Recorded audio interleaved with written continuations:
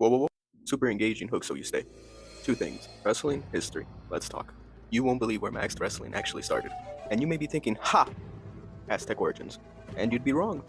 You see, Maxed Wrestling as we know it today, the whole Maxed Wrestler gimmick, actually started in Europe, tracing its earliest roots to the 1840s, where it was sporadically seen throughout Europe, like in places like the Czech Republic, but primarily seen in France. Never trust the French.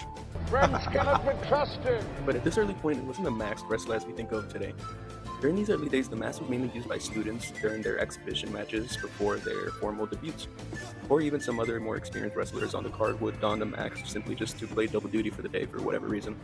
However, we see this change in the 1860s when we see the creation of the very first Maxed Wrestler persona, in other words, as a gimmick. And here we see a big change in the 1860s during the World's Fair in Paris in 1867, where at the Arène Athlétique we meet the very first Maxed Wrestler. Billed as a novelty at the time, enter L'Homme Masqué, the Maxed Man. Alright, still a long way before they got creative with the names, right?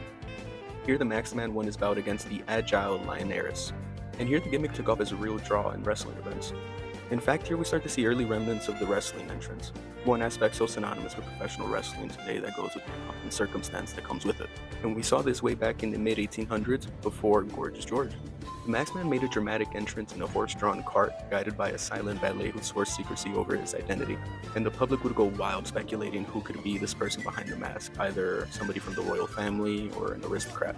Now, wrestling historians are pretty divided on who the actual wrestler could be behind the mask. Some suggest that Charveret or Marseille Jr., popular wrestlers from the time, could be the wrestlers who donned the mask. Others argued it could have been a photographer from the same arena who was the one behind the mask, while other historians argue that it was both Charveret and Marseille Jr. who alternated the gimmick. However, believe it or not, this gimmick may also be behind the very first lawsuit in wrestling history as well. Another video on that. From here, Maxed Wrestling made its way to the UK, where the first Maxed Wrestler in the UK was presented around the 1870s. Then Maxed Wrestling made its way to its true spiritual home in North America, in Mexico, where it would be adopted by the high-flying, neck-breaking style of Lucha Libre. So next time you want to have an interesting debate about wrestling, you can always say that Maxed Wrestling did not start in Mexico.